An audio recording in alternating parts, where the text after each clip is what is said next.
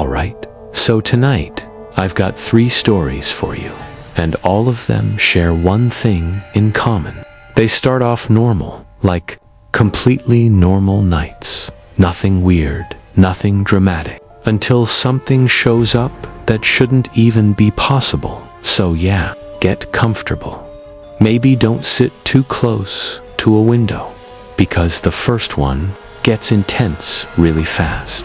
This story is about a guy named Patrick McCabe. At the time, he had just gone through a wisdom tooth removal, and it wasn't one of those easy in and out procedures. It was bad, the kind where your whole jaw aches constantly. Your face feels heavy, swollen, and even trying to rest feels like a chore.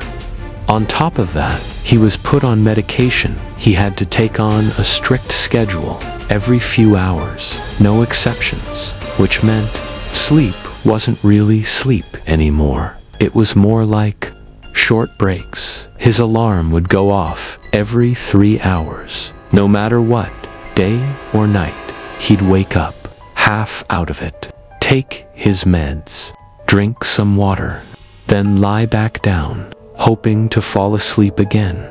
Sometimes he would, most times he wouldn't, and after a couple days of that routine, his body just couldn't keep up. Everything felt off. His sense of time got blurry. His thoughts felt slower, like he was constantly stuck between being awake and dreaming. Now, fast forward to one night, or technically early morning, around 4 a.m., the kind of time where everything feels extra quiet, like the world is paused. It's hot, too, that heavy, sticky heat that makes it impossible to get comfortable. Patrick's lying in bed, eyes open, staring at nothing. He already knows he's not falling asleep again, not anytime soon. So eventually, he gives up. He sits up slowly, swings his legs off the bed, and walks over to the window just to get some air. He slides it open, leans there for a second, and for a moment, it actually feels peaceful. No noise, no movement, just stillness. But then, that stillness breaks. He hears something, very faint at first, a light scratching noise. He frowns. Listening more closely, it comes again, a slow, dragging kind of sound, like something moving across a rough surface. He tilts his head slightly, trying to figure out where it's coming from, and then he realizes it's above him on the roof. Now, that alone isn't that weird, at least, not where he lives. His first thought is simple. Probably some animal, maybe a raccoon, maybe something else wandering around up there. It happens, so he doesn't overthink it. Instead, he grabs a flashlight from his room, heads downstairs quietly, and steps outside. The plan is simple. Shine the light up there, scare it off, go back inside. End of story. At least, that's what he expects. He walks a few steps away from the house, so he can get a better angle. Then slowly, he raises his head and points the flashlight upward. And the second the light hits the roof, everything changes, because that's not an animal standing there. Right near the edge is a man completely naked, just standing there, not moving, not reacting, just staring straight down at him for a second. Patrick doesn't even react. His brain kind of just stalls. Because nothing about this situation makes sense. There's no reason for someone to be up there. No explanation that fits. It feels like something you'd see in a dream, not real life. But then, the man moves, and the way he moves, it's not normal. There's no hesitation, no stiffness, just sudden, sharp motion, too quick, too smooth, almost like his body doesn't move the way a person's should. Patrick barely has time to process it, because the man suddenly bolts forward, and without slowing down, he jumps straight off the roof. No climbing, no trying to lower himself onto solid concrete from a height that should have broken something at the very least, but instead of collapsing, he lands and instantly keeps going. No pause, no reaction. He just sprints forward, right at Patrick, full speed. Before Patrick can even step back, the man slams into him hard, knocking him straight to the ground. The flashlight flies out of his hand, spinning off into the darkness, and in that moment, everything turns into pure chaos. The guy is on top of him, not trying to hold him down, not trying to steal anything, just attacking, hands swinging wildly, fingers digging into his face, scratching, raking across his skin. It's not controlled, it's not focused, it's just raw, aggressive movement, like he's not even thinking. Patrick tries to fight back, pushing, twisting, trying to get free, but the guy is relentless. There's no pause in him, no hesitation, just constant motion, constant force. Patrick's yelling now, shouting for help, trying to get anyone's attention. And for a few seconds, it feels like no one's coming, like he's completely alone out there. But then a door slams open, footsteps rush outside, and suddenly, someone grabs the attacker from behind. It's Patrick's dad. He must have heard everything, the noise, the shouting, and came running. He pulls the guy off him with force, dragging him away. There's a brief struggle, a moment where it looks like the attacker might turn on him too, but instead, he just stops, like a switch flipped, and then he runs. No warning, no last movement. He just takes off into the darkness, disappearing toward the trees nearby. Within seconds, he's gone, completely gone. Breathing hard, disoriented, face stinging. Body shaking, his dad helps him up, trying to make sense of what just happened. But there's nothing to make sense of, no explanation, no reason. They call for help, and eventually, Patrick ends up at the hospital. He's got cuts across his face, bruising, scratches that shouldn't even be that deep from fingernails. But somehow, they are, physically. He recovers. It takes time, but he heals. But mentally, that's different. Because the one thing that never gets answered is who that man was, or why he was there. No reports of anyone missing, no one matching that description. No clues, nothing. It's like he just appeared out of nowhere, targeted him, and then vanished back into the night. And that's the part that stays with him, because it wasn't just an attack, it was the way it happened, the way the man moved, the way he didn't react to the fall, the way he just disappeared afterward. It didn't feel normal, didn't feel human, and even now, there's no way to explain it. That one sticks with you, because it turns something simple, like hearing a noise on your roof, into something you'd never want to check again. So next time you hear something above you late at night, scratching, movement, anything like that, you might want to think twice before stepping outside, because sometimes it's not an animal, and whatever it is might already be looking right back at you. Alright? So this last story, it's not loud, it's not chaotic in the same way as the others, but honestly, it might be the one that sticks with you the longest, because this one doesn't give you anything to hold on to. No clear answer, no explanation, just something that happens. and then leaves you questioning everything after. So this guy, he works late, like really late, the kind of schedule where 3 a.m. feels normal. It's just part of the routine. He's used to it, used to being the only one awake, used to the quiet, used to the stillness. And that's important, because it means he knows what his house sounds like at night.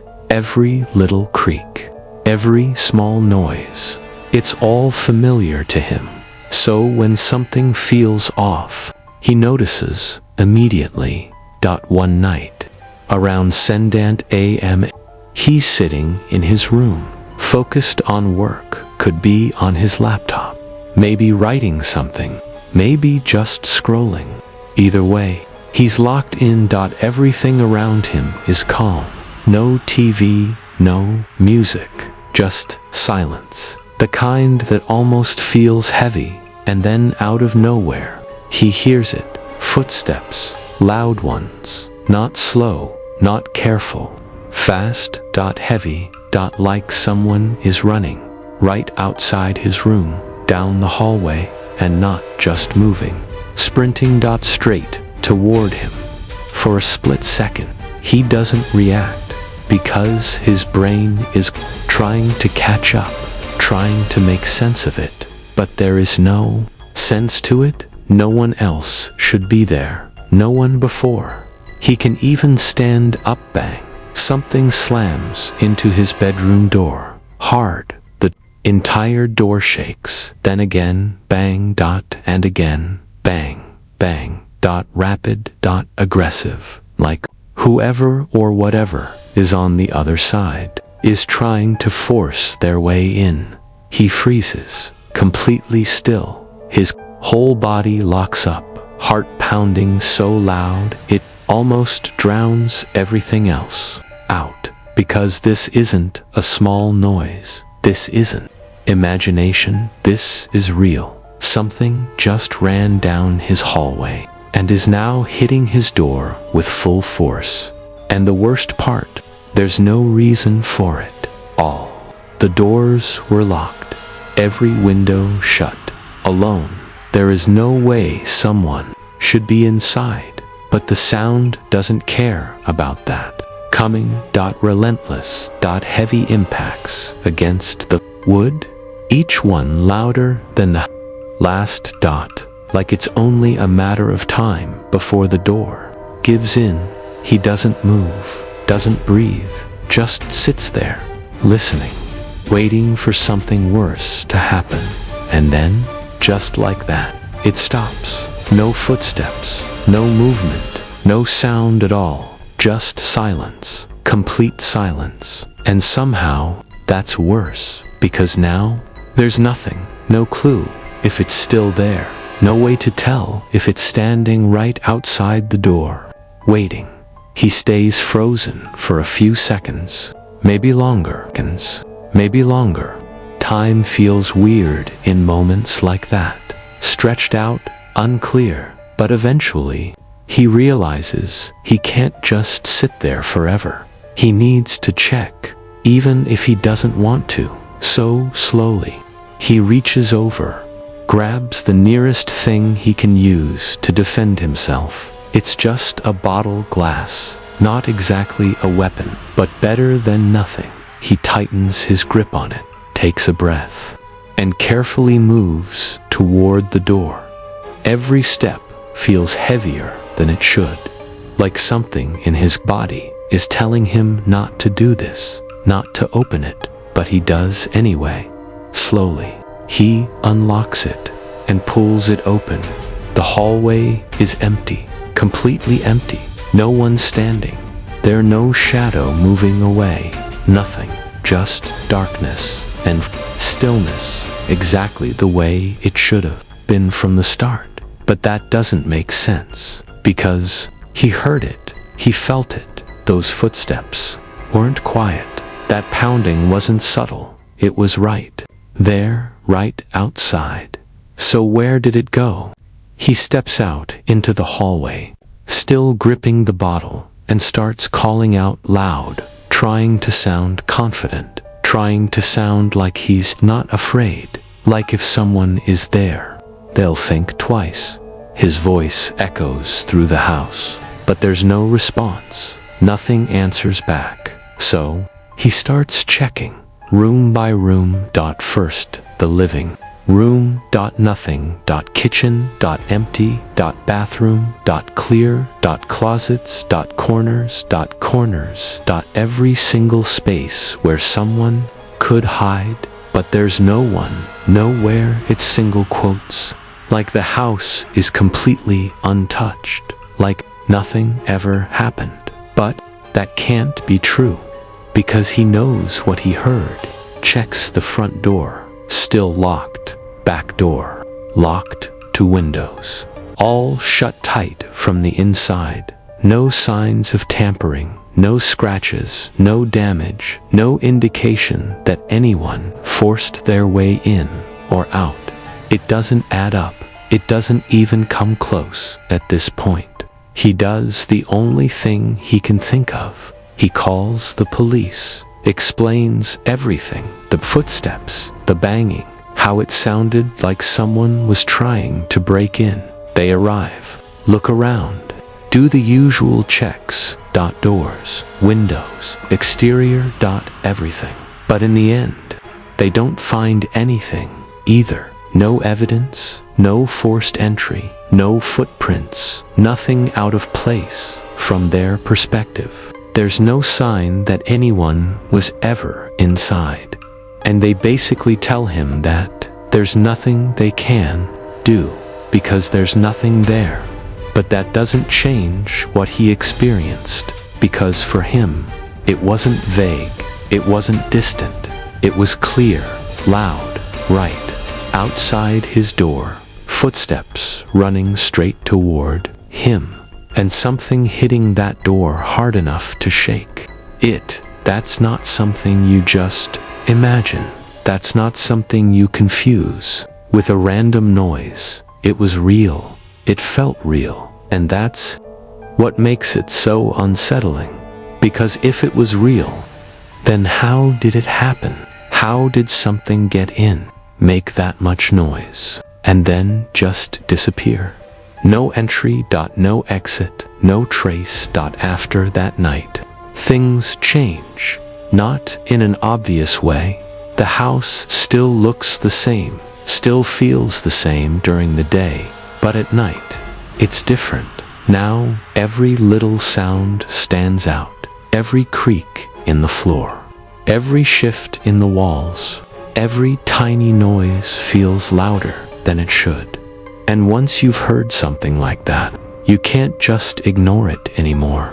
Your brain won't let you, because there's always that thought in the back of your mind. What if it happens again? What if next time it doesn't stop? What if next time whatever was out there actually gets in?